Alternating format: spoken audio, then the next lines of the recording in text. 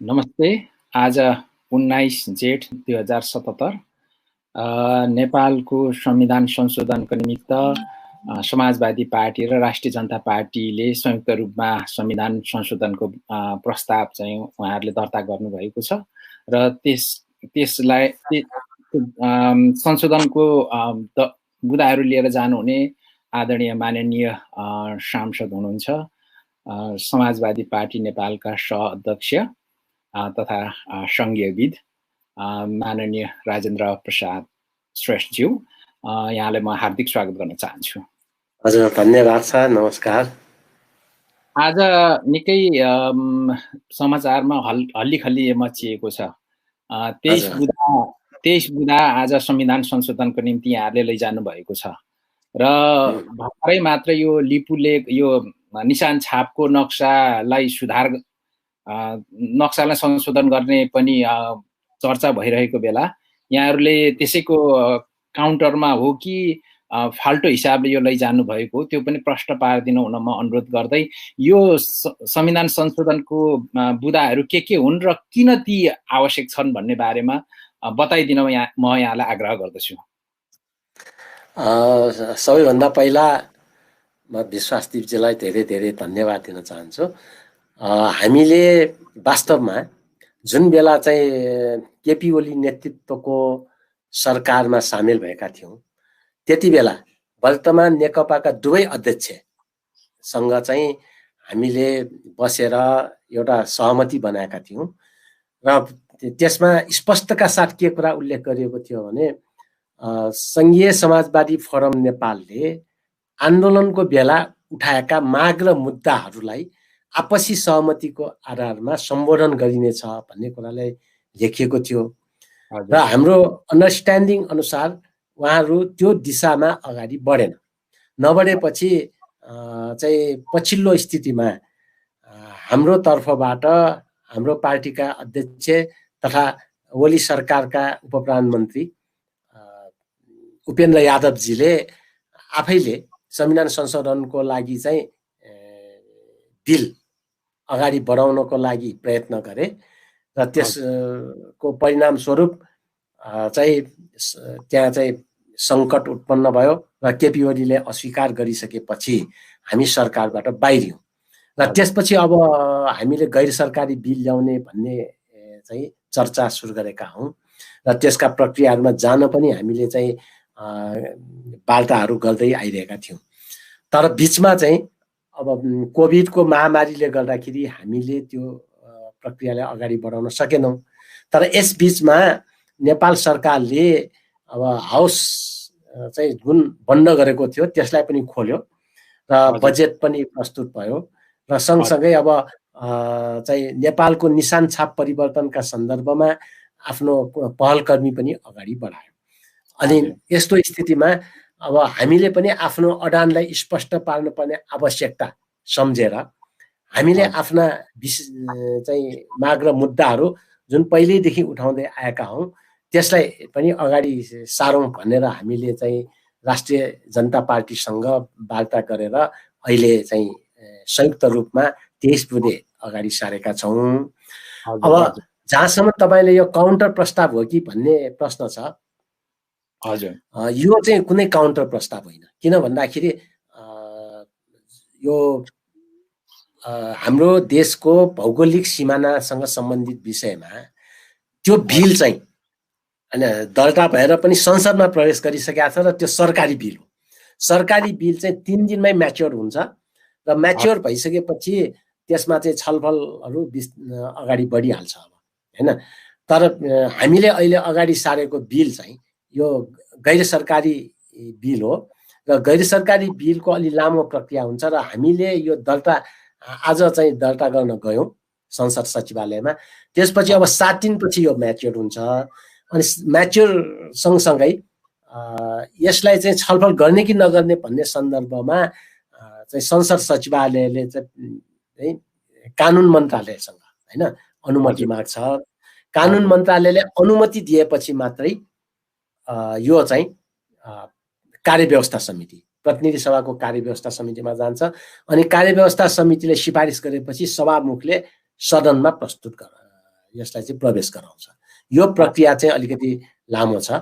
त्यस हिसाबले यो चाहिँ दुईटा अन्तर सम्बन्धित बिल होइन देशको चाहिँ राष्ट्रिय स्वाधीनता, सार्वभौम सत्ता र भौगोलिक अखण्डतासँग सम्बन्धित बिल जुन चाहिँ अब नेपालले सुगौली सन्धिमा चाहिँ गुमाएको भूभागहरू त्यागिसकेपछि बाँकी भूभाग कुन कुनवटा भन्ने सन्दर्भमा काली नदीको पश्चिममा रहेको भन्ने शब्द छ होइन।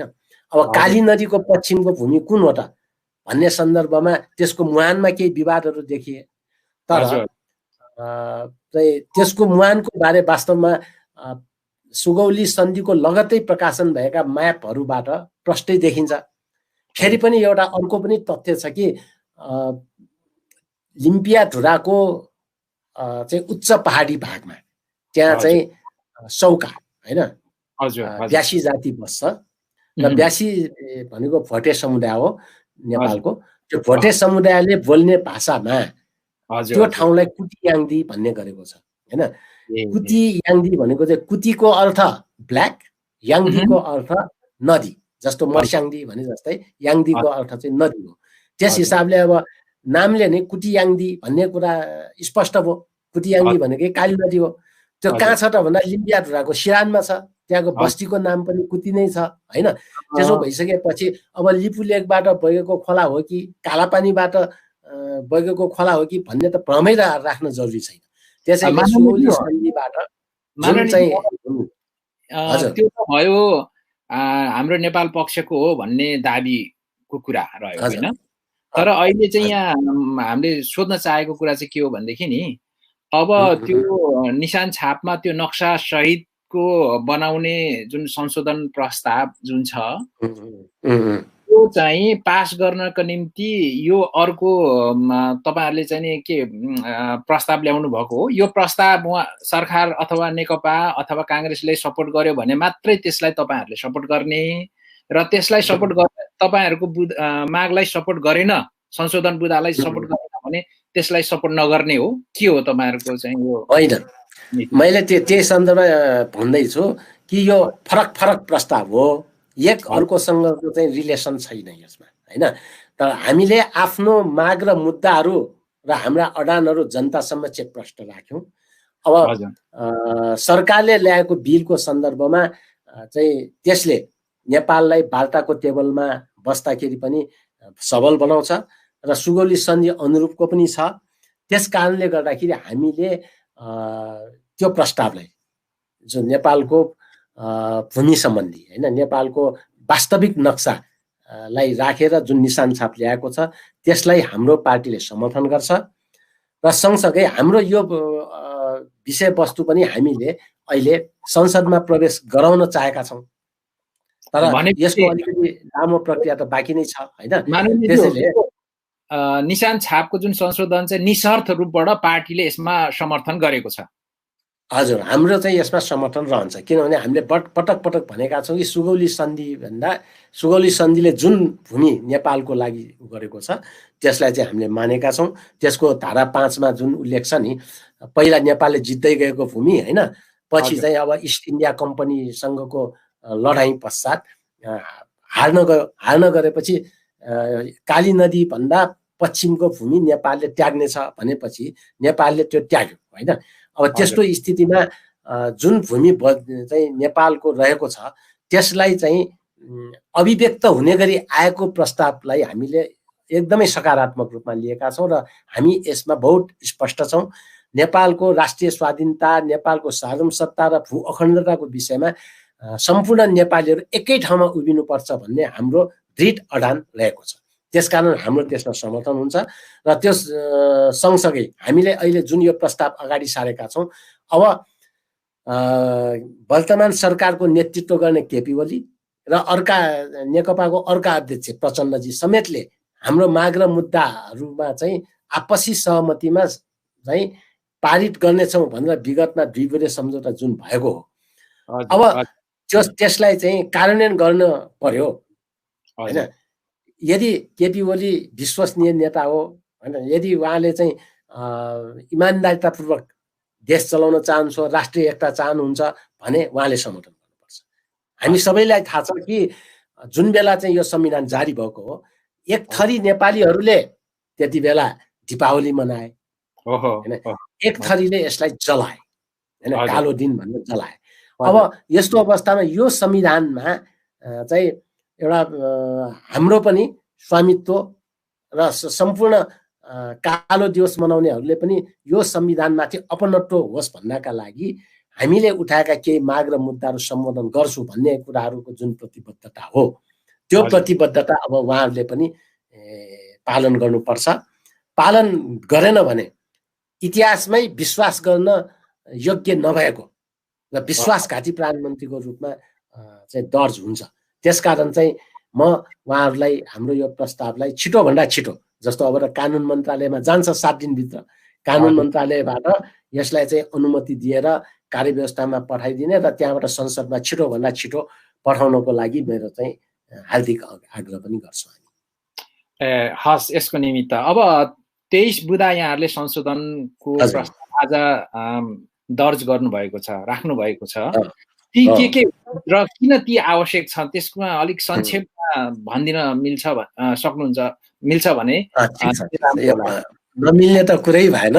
सबैभन्दा पहिलो कुरा त हामीले पहिचान सहितको संहितामा जानका लागि, अर्थात् हामीले बार भनेका छौँ नेपालमा राज्य पुनर्संरचना आयोगद्वारा अगाडि सारेको 10+1 को जुन अवधारणा हो, त्यसले मात्र नेपालमा दिगो शान्ति र सबै उत्पीडी राष्ट्रियताहरूको मुक्ति हुन्छ। तर अहिलेको संविधानको धारा 274 मा चन्द्र सूर्य रहेसम्म नै यही 7 प्रदेश हुने किसिमको छ, त्यसको सिमाना हेरफेरको मात्रै कुरा छ।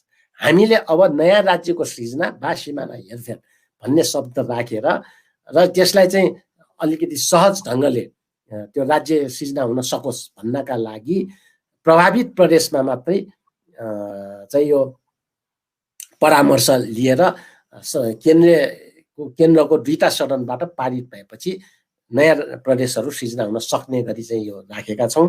र यो चाहिँ वास्तवमा केपी ओलीजीसँग त्यति बेला भएको अन्डरस्ट्यान्डिङ पनि हो। यो अन्डरस्ट्यान्डिङलाई उहाँले पालन गर्छ कि गर्दैन भन्ने कुरा अब जाँच हुन्छ।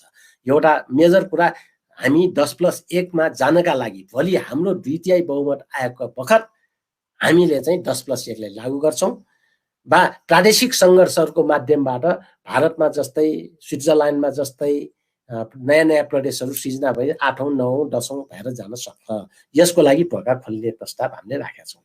र दोस्रो कुरा, नेपालको संविधानको धारा 56 को उपधारा 5 मा विशेष संरचनाहरूको व्यवस्था छ।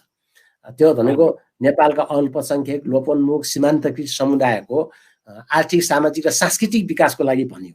त्यो चाहिँ वास्तवमा स्वशासनको मान्यताको विपरीत हो। अन्तर्राष्ट्रिय क्षेत्रमा स्वायत्तताको मान्यताले के भन्छ त?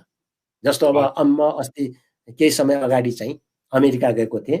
अमेरिकाको एउटा चाहिँ रेड इन्डियनहरूको चाहिँ एरियामा म त्यहाँको निरीक्षणमा गएँ हैन।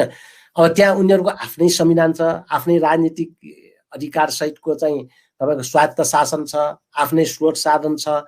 त्यहाँ 9 सदस्यीय चाहिँ एउटा क्याबिनेट जस्तै छ हैन। अझ सबै कुराहरू भनौँ न, सरकारको अङ्ग, जुडिसियरीका आफ्ना अङ्गहरू सबै छन्। तर हामी कहाँ अहिले के गरियो भने राजनीतिक बाहेकको मात्रै अधिकार दिन खोज्यो, त्यो हो। अब भारतमा पनि तपाईँको खासी स्वायत्त क्षेत्र हैन, त्यसरी नै अब अहिले गोर्खाल्यान्ड छ हैन, एउटा टेरिटोरियल अटोनोमी दिएको छ। अब त्यस्तै बोडोल्यान्डलाई पनि अटोनोमी दिएको छ। त्यहाँ राजनीतिक अधिकार सहितको शासन व्यवस्थाहरू हुन्छ। त्यहाँ आर्थिक, सामाजिक, सांस्कृतिक विकास पनि त्यहाँका चुनिएका प्रतिनिधिहरूले गर्छन्। तर हाम्रो संविधानमा त्यस्तो गरिएन।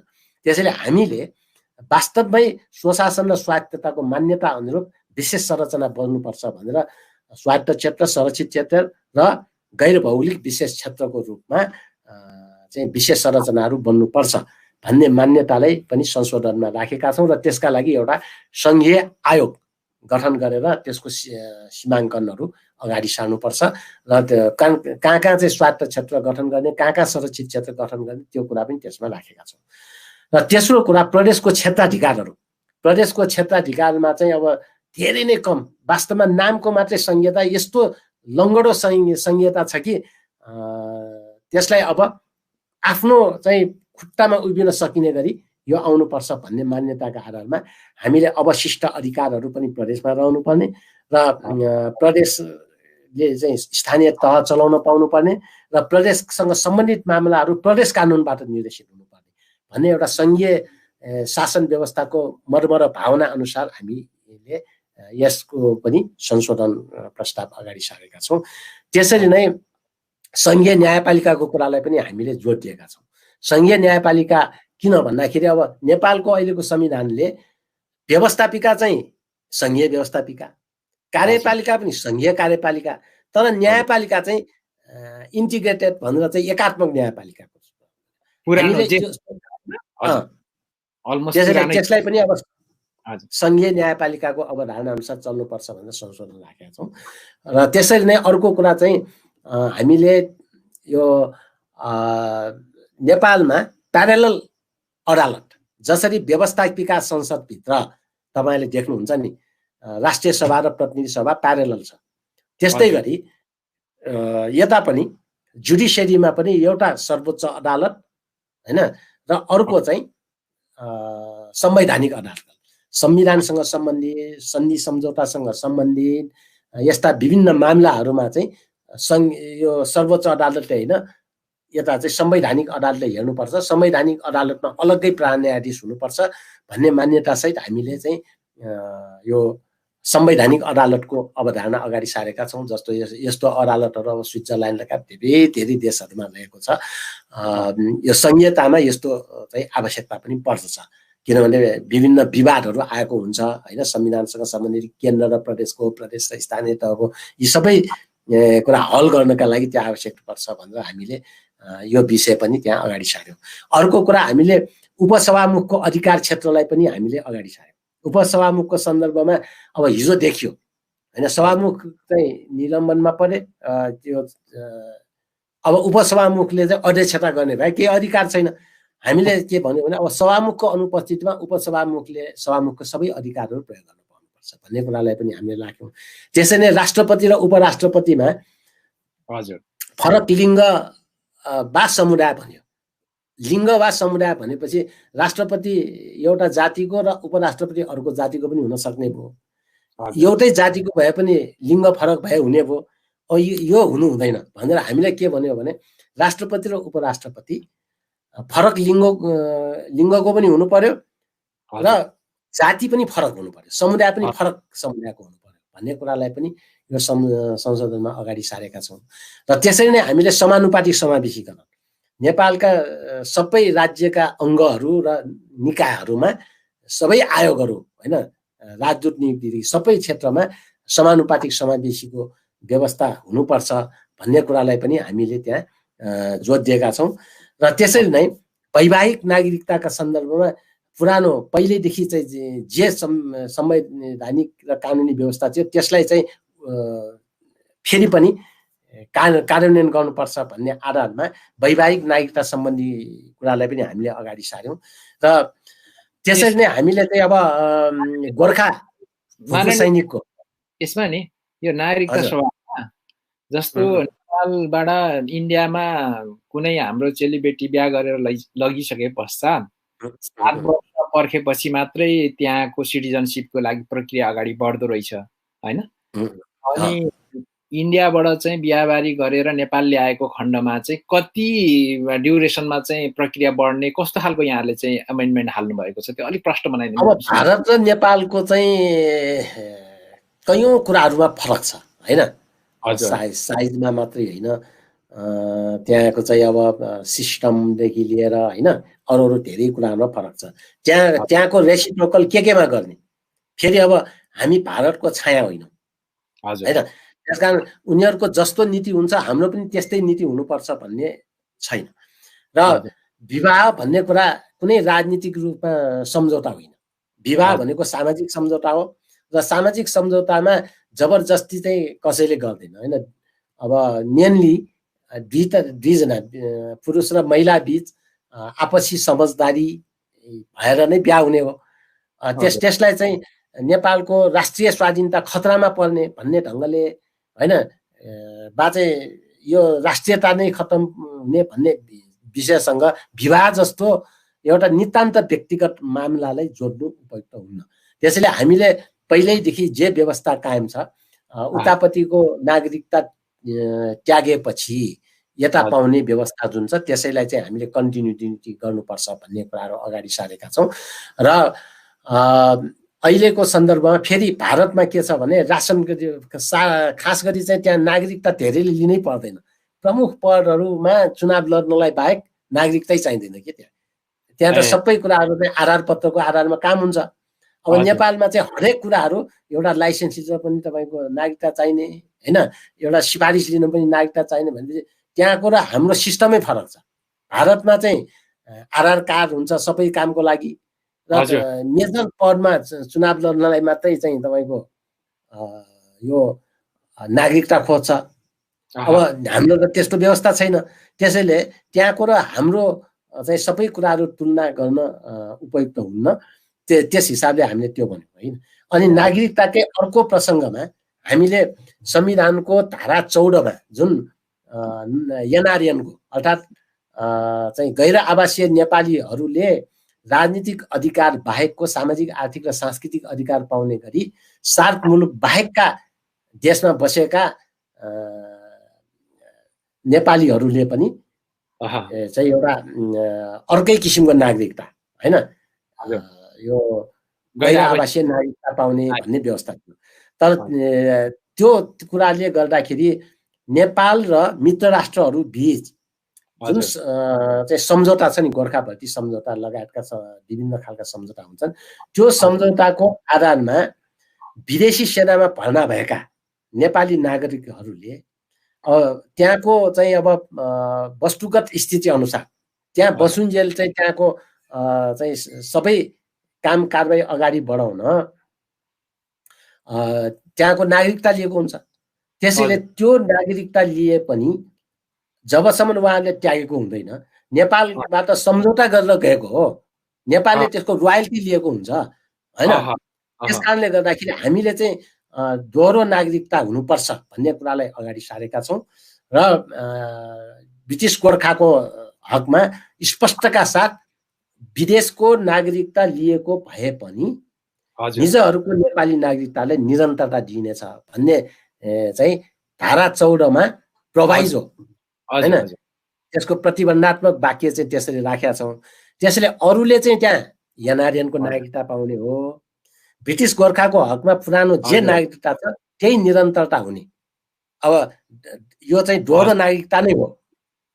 ब्रिटेनमा बस्नेले ब्रिटेनको नागरिकता लिएको छ भने पनि ऊ त नेपाल र ब्रिटेन बिचको चाहिँ सम्झौताबाट त्यहाँ काम गर्न गएका हुन्।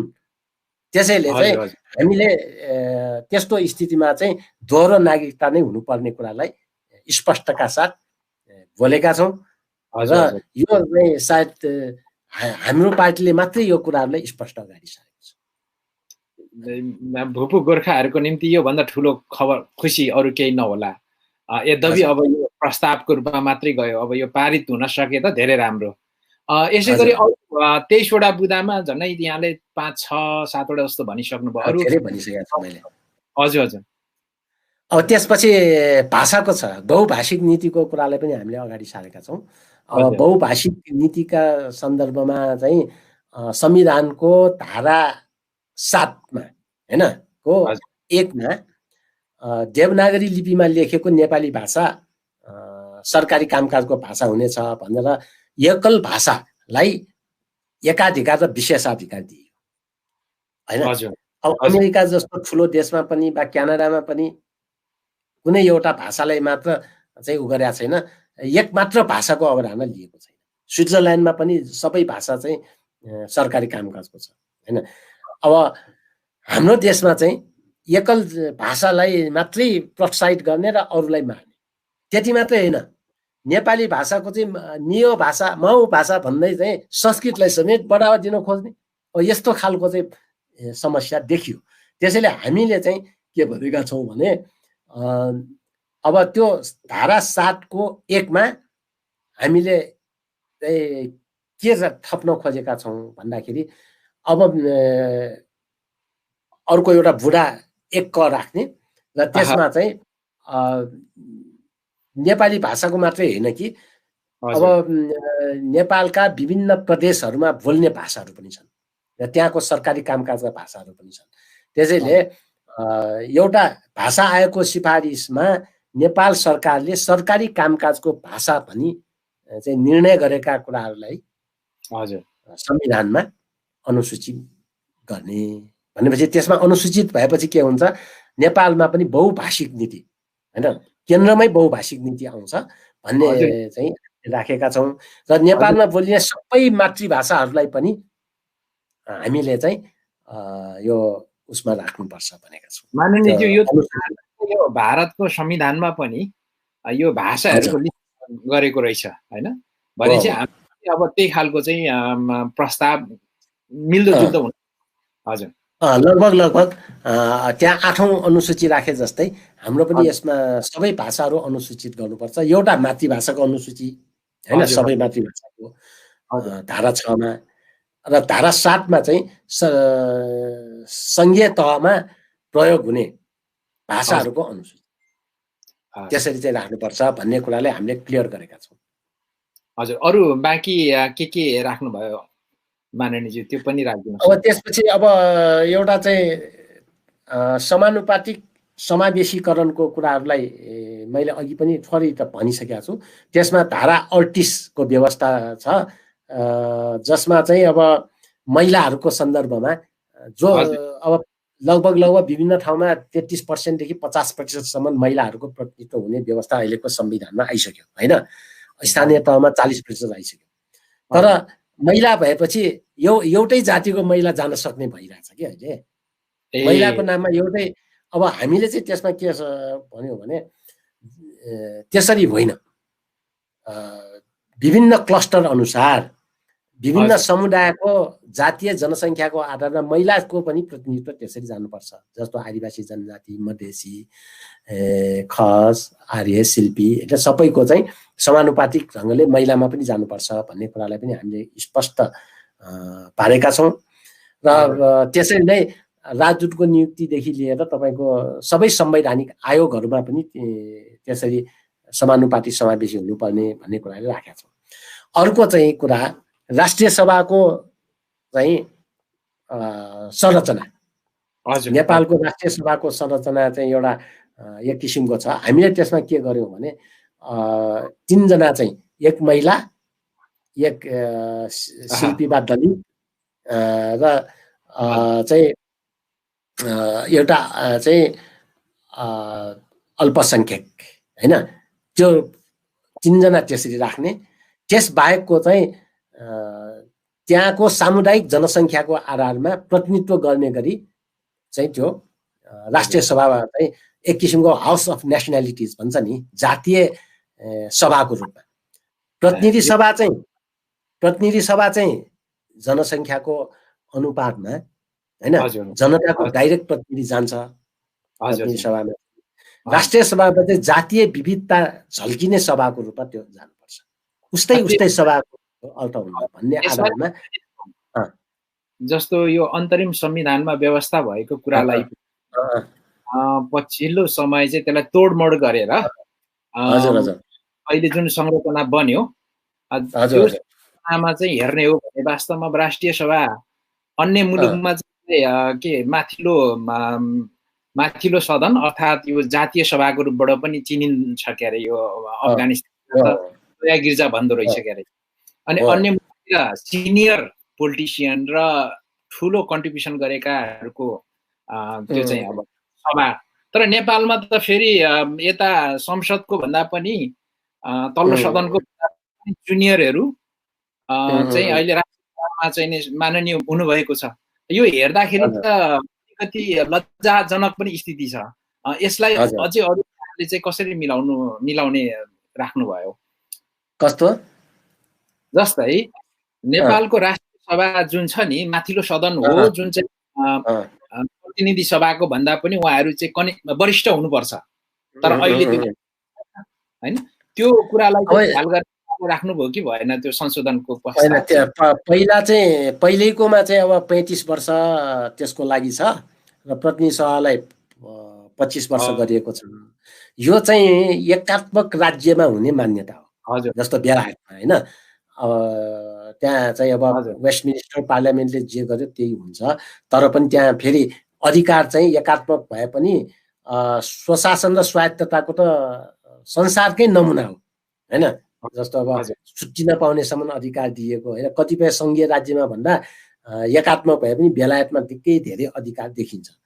तथापि त्यहाँको सिस्टम सङ्घीय व्यवस्थामा हुँदैन होइन। सङ्घीय व्यवस्थामा चाहिँ अप्पर हाउस र लोअर हाउसको कन्सेप्ट छैन। जस्तो बेलायतमा के छ भने अब भालदारहरूको सभाको रूपमा होइन, त्यसलाई चाहिँ एकदम हाउस अफ लर्ड्स भनियो त्यति बेला, र जनताको सभालाई चाहिँ कमनहरूको सर्वसाधारणको हो भने हाउस अफ कमन्स भनियो होइन। अब त्यो अवधारणामा जानु हुँदैन भनेर हामीले चाहिँ सिनेट प्रणालीलाई सपोर्ट गरेका छौँ। सिनेट प्रणाली भन्नाले दुवै हाउस प्यारलल। जस्तो अमेरिकामा तपाईँको चाहिँ सिनेटलाई आफ्नो कार्यक्षेत्रभित्र विशेषाधिकारहरू रहेको छ, किनभने त्यो चाहिँ हाउस अफ स्टेट्स हो।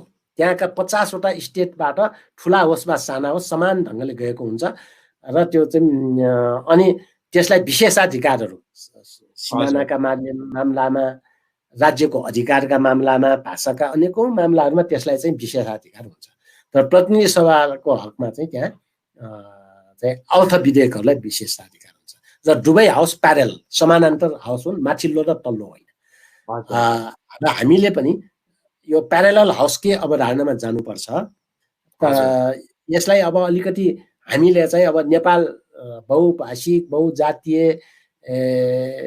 मुलुक भएको र नेपालमा चाहिँ यो जुन साइज छ यो साइजलाई हेर्दाखेरि धेरै जाति समुदाय पनि भएको हुँदाखेरि जातीय विविधता पनि झल्किनुपर्छ त्यहाँ भन्ने आधारमा पनि हामीले अलि हाउस अफ नेसनालिटिजको अवधारणालाई समेत मिक्स गरेर सिनेट प्रणाली र हाउस अफ नेसनालिटिजको अवधारणालाई मिक्स गरेर अगाडि सारेका छौँ। त्यसले गर्दा यो हाम्रो चाहिँ बिल्कुल नेपालको सन्दर्भमा मौलिक ढङ्गको सिस्टम हामीले अगाडि सारेको भयो होइन। हजुर हजुर त्यस्तै गरी अरू अब केही कुन कुन बुदा बाँकी रह्यो त्यो पनि भन्नुहोस् माननीय। अब मैले धेरै कुराहरू त त्यहाँ स्पष्ट पारिसकेकै छु होइन। अब त्यसपछि कतिपय व्याख्यामा नमिलेका कुराहरूलाई पनि मिलाउनु पर्छ भनेर हामीले अगाडि सारेका छौँ। एउटा त जस्तो नेपालको संविधानको धारा 306 टले चाहिँ व्याख्यामा चाहिँ के गर्यो भने सङ्घीय इकाइ भन्नाले स्थानीय तहलाई समेत मानेको छ कि अब त्यो चाहिँ गर्नुहुन्न भनेर स्थानीय तह सङ्घीय इकाइ हो न, त्यो प्रदेशको इकाइ हो। त्यो मान्यताले स्थापित गर्न प्रदेशको मार्फत नै स्थानीय तह रहन्छन् भन्ने कुरालाई पनि हामीले 306 टमा स्पष्ट पारिदियौँ र त्यसरी नै धारा 56 मा राज्यको संरचनाभित्र पनि यो प्रदेशको मार्फत नै स्थानीय तह रहने कुरालाई त्यहाँ पनि स्पष्ट गरेका छौँ। र त्यसरी नै अब तपाईँको हामीले अवशिष्ट अधिकार जुन संविधानको धारा 58 मा व्यवस्था गरिएको छ त्यो होइन, त्यो अवशिष्ट अधिकार चाहिँ त्यहाँ केन्द्रलाई दियो। अवशिष्ट अधिकार के हुन्छ भने अब नेपालको संविधानमा चाहिँ अब केन्द्रको अधिकार यो प्रदेशको अधिकार यो स्थानीय तहको अधिकार भने यो भनेर लेखेको छ। त्यसै नै केन्द्र र प्रदेशको कन्करेन्ट राइट्स होइन, बाध्य संयुक्त अधिकार, प्रदेश र स्थानीय तहको, केन्द्र प्रदेश र स्थानीय तहको यस्तो कन्करेन्ट राइट्सहरू छन्। अब हामीले देखेसम्मको भनौँ न कस्तो कस्तो अधिकार हुन्छ भन्ने कुरा देखेसम्मको त सबै त्यहाँ लेखिएकै छ। अब नदेखिएका भनेको त अत्यन्त थोरै हुन्छ होइन। त्यस्तो अधिकार चाहिँ सङ्घीय व्यवस्थामा प्रदेशले पाउँछ कि, तर नेपालमा चाहिँ केन्द्रमा राखियो। त्यसैले हामीले त्यसलाई पनि स्टेटको क्षेत्राधिकारभित्र राख्नुपर्छ भन्ने मान्यतालाई अगाडि सारेका छौँ होइन। यो पनि हाम्रो एउटा अर्को महत्त्वपूर्ण विषय हो। र त्यसरी नै अर्को महत्त्वपूर्ण व्यवस्था चाहिँ जनलोकपालको व्यवस्था हुनुपर्छ। जस्तो नेपालमा अब चाहिँ अब विभिन्न आयोगहरू छन् अनि भ्रष्टाचारहरू दिनानुन बढ्या छ। अब भ्रष्टाचारमा कोही मान्छे मुछ्यो भने त्यसलाई कारबाहीको लागि चाहिँ नैतिकताको आधारमा राजीनामा गराउने होइन, प्रधानमन्त्री आफै त्यसको चाहिँ डिफेन्डर रक्षक भएर उनले भ्रष्टाचार गरे होइन भनेर आउँछन्। किनभने काले काले मिलेर खाउँ भाले भने जस्तो भइरहेको छ। प्रधानमन्त्रीज्यू स्वयं नै मुछिनु भएको अवस्था छ। त्यसैले अब अख्तियार त के छ भने सरकारको अङ्ग जस्तो भएर त्यहाँ छानबिनै हुँदैन हैन। त्यसैले हामीले हैन त प्रत्येक पार्टी एकजना अख्तियारमा आयुक्तहरू हुनुहुन्छ। पार्टीगत रूपमा बाँडफाँड हुने त्यस्तो स्थिति छ। त्यसले गर्दा त्यसो नहोस् भन्नको लागि हामीले चाहिँ अहिले के भनेका छौँ भने अख्तियार दुरुपयोग अनुसन्धान आयोगलाई समेत छानबिन गर्न सक्ने प्रधानमन्त्री, मन्त्री, सांसद हैन विभिन्न उच्चपदस्थ उनीहरूले गरेको कुरालाई पनि निगरानी राख्नका लागि एउटा अलग्गै निकायको रूपमा चाहिँ शक्तिशाली लोकपाल होस् र त्यसले चाहिँ भ्रष्टाचार जन्य क्रियाकलापहरूको छानबिन गरेर कारबाही गर्न सकोस्, त्यसको लागि सम्बन्धित अदालतमा मुद्दा चलाउन सकोस् भन्ने हिसाबले जनलोकपालको व्यवस्थालाई पनि विविधमा राखेका छौँ।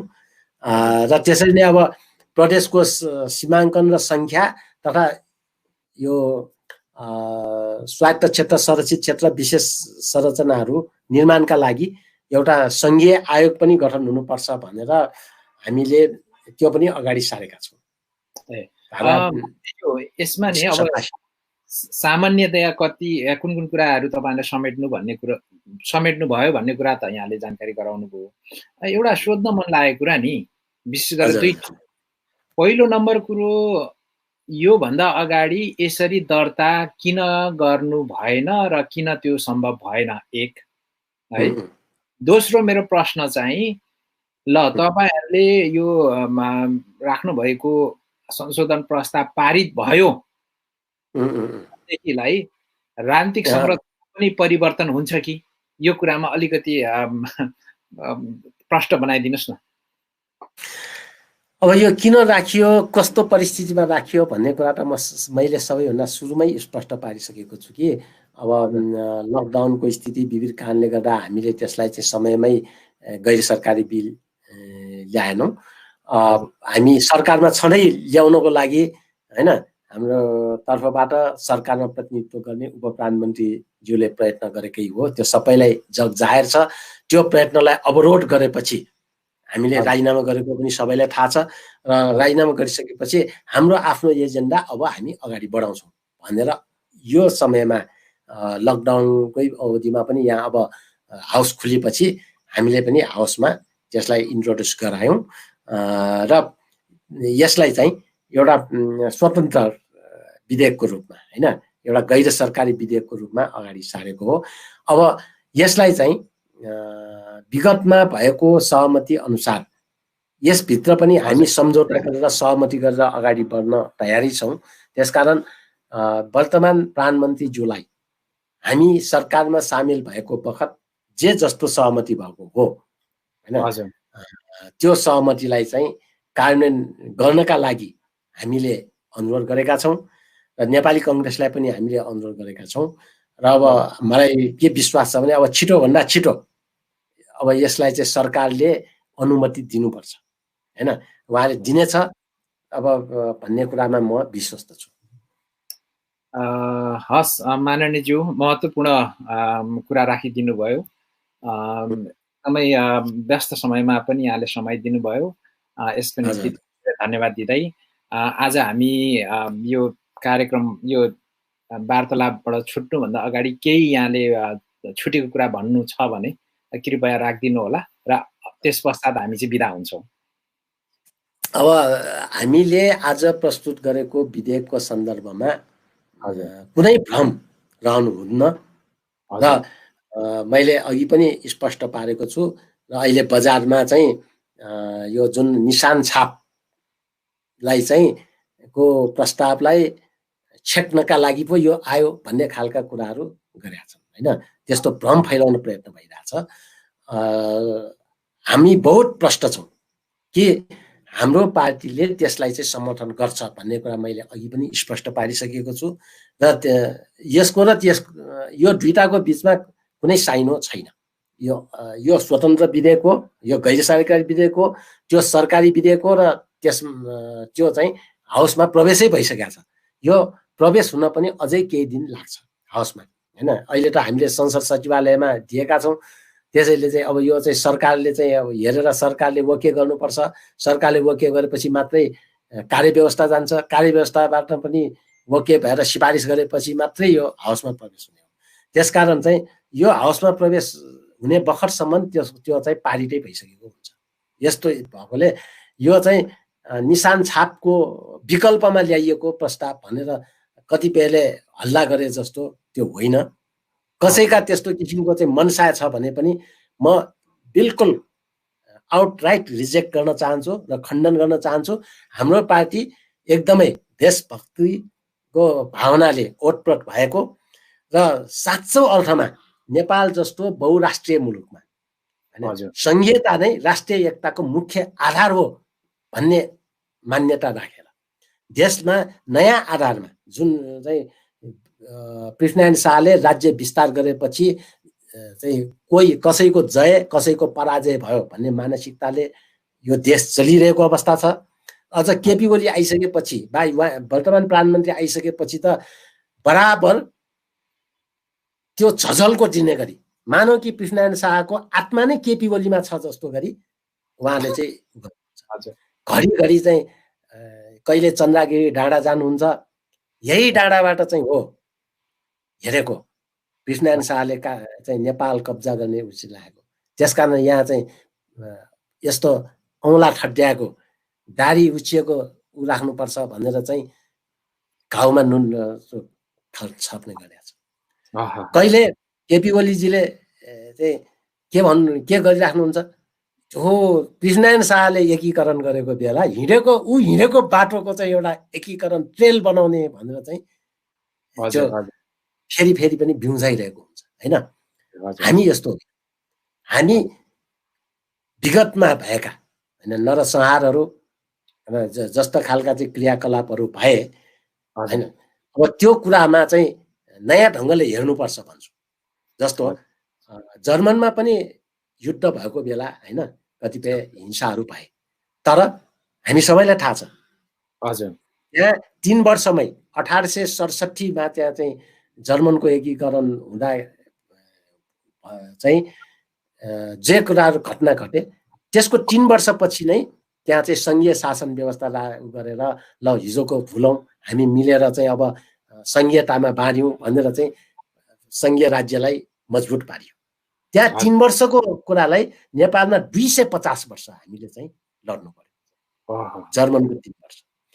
अमेरिका जस्तो देशमा तपाईहरुलाई थाहा छ हवाईमा कन्का माओली त्यहाँको आदिवासी समुदायको नरसंहार हैन, त्यो रणनीतिक महत्त्वको भनेर हवाईलाई चाहिँ अमेरिकाले कब्जा गरे सन् 1898 मा। अनि त्यसको शतवार्षिकीको उपलक्ष्यमा बिल क्लिन्टन चाहिँ हवाई गएको थियो। त्यहाँ जाँदाखेरि त्यहाँका कन्का माओली आदिवासीहरूले छोरीले हजुर प्लेकार्ड प्रदर्शन गरे। अनि बिल क्लिन्टनले सोधेछन् त्यो के को प्लेकार्ड हो भन्दाखेरि हैन हामीलाई चाहिँ हवाई आक्रमण गर्दाखेरि जस्तो खालको समस्या आएको हो हैन, अब त्यसको चाहिँ क्षतिपूर्ति हुनु पर्यो, हामीलाई चाहिँ गरेको दमन चाहिँ अब माफी माग्नुपर्छ। अनि बिल क्लिन्टनले 1998 मा हजुर जब त्यहाँ मञ्चमा गएर बोले सबैभन्दा पहिला नै उहाँले के भन्नुभयो भने म हाम्रो पुर्खाको तर्फबाट यो हवाईलाई चाहिँ लिएको बेला जस्तो खालको चाहिँ गल्ती कमजोरी भए म हाम्रो पुर्खाको तर्फबाट माफी माग्छु हैन। माफी मागेर हजुर बिल क्लिन्टन चाहिँ साना भएन हैन। एउटा चाहिँ के भने राष्ट्रिय एकताका लागि चाहिँ उनीहरूले चाहिँ त्यो भने, तर हामी कहाँ त के भन्छन् भने युद्ध हो मारिन्छ हैन। अब आजको दिनमा भएको भए त पृथ्वीनारायण शाहले त हेगमा मुद्दा लाग्थ्यो, किनभने मानिसहरू पूर्ण रूपमा चाहिँ तपाईको चाडपर्व मनाइरहेको अवस्था थियो हैन। पुरा चाहिँ आफ्नो चाडपर्व लाएर रमाइलो गरेर गइरहेको बेला आक्रमण गरियो हजुर हैन। त्यो पनि तीनतिरबाट गरेर त्यस्तै चाहिँ अब नाइटको समय पनि पारियो। अनि त्यति मात्रै गरिएन हैन। अनि त्यसपछि भएका नासलचोकमा ठुला चाहिँ काण्डहरू भए हैन, हत्याकाण्डहरू भए, कोही पनि पुरुषहरूलाई बाँकी नराख्ने गरी तत्कालीन कान्तिपुरका चाहिँ मल्लका सन्तानहरू सबै मारिए होइन। महिला र एकजना बच्चा पनि ललितपुरमा मामा घर गइरहेको भएर बचेको होइन। यस्तो किसिमको चाहिँ उ थियो। त त्यसमा चाहिँ वर्तमान शासकहरूले त के गर्नु पर्थ्यो भने वास्तवमा एकीकरणको बेला होइन, अब हामीले त राज्य विस्तार भन्छौँ, किनभने एकीकरण भनेर जर्मनको इस्ट जर्मनलाई वेस्ट जर्मन जस्तो चाहिँ स्वइच्छामा हुने कुरा हो होइन। त्यो हामी त्यसकारण त्यसलाई राज्य विस्तार भन्छौँ। तर ल उहाँहरूले भने जस्तो एकीकरण नै भयो भने पनि अब एउटा नयाँ मुलुक त छ नि त, यसलाई त हामीले पनि स्वीकारेका छौँ। आज जुनसुकै कारणले भए पनि हामी मेचीदेखि महाकालीको चाहिँ सम्पूर्ण व्यक्तिहरू नेपाली हौँ। हामीलाई यसको चाहिँ एकदम माया छ। हामी त्यसको 1 इन्च जमिन पनि अब मिच्न दिँदैनौँ। हामी सबै एकतामा बाँड्न चाहन्छौँ, मेलमिलाप गर्न चाहन्छौँ। हिजोको घाउहरू जय पराजयको इतिहास भुल्न चाहन्छौँ र नयाँ आधारमा सबैको चाहिँ साझेदारी भएको, सबैको हातेमालो भएको पहिचान सहितको सङ्घीय शासन व्यवस्था सहितको राज्य व्यवस्था सिर्जना गर्न चाहन्छौँ, जसमा सबै जाति भाषा धर्म संस्कृतिका व्यक्तिहरूको चाहिँ पहिचान पनि स्थापित होस् र उनीहरूको राज्यमा समानुपातिक समावेशी पनि होस्, उनीहरूको सहभागितामूलक चाहिँ लोकतान्त्रिक ढङ्गको प्रतिनिधित्व पनि होस् होइन। त्यसका लागि हामीले भन्यौँ राष्ट्रिय एकताको मुख्य आधार नै सङ्घीयता हो।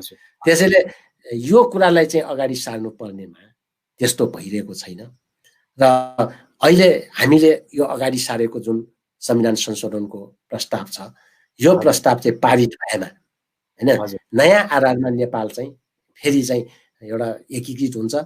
पृथ्वीनारायण शाहले भौगोलिक रूपमा एकीकृत गरेको छ, अब त्यसलाई चाहिँ भावनात्मक रूपले एकीकृत हुने वातावरण बनाऊ।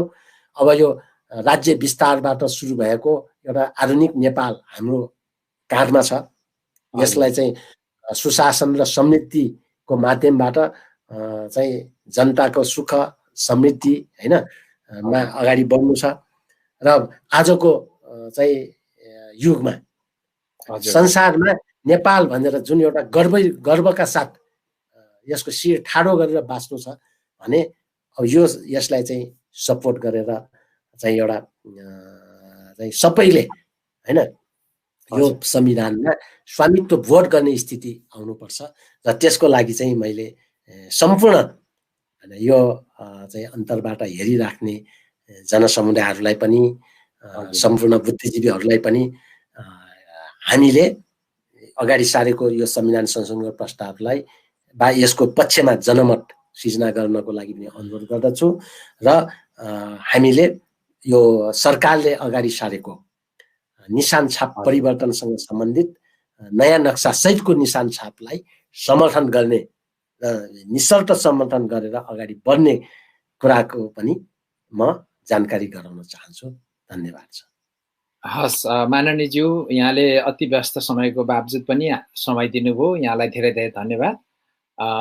र फेरि यस्तै महत्त्वपूर्ण इभेन्टमा यहाँसँग भेट्ने बाचा गर्दै यहाँसँग बिदा लिनुभन्दा अगाडि यहाँ हुनुहुन्थ्यो राजेन्द्र प्रसाद श्रेष्ठ माननीय, र उहाँ चाहिँ सह-अध्यक्ष समाजवादी पार्टी नेपालका हुनुहुन्छ र यहाँलाई पुनः धन्यवाद दिँदै अहिले बिदा हुन चाहन्छु।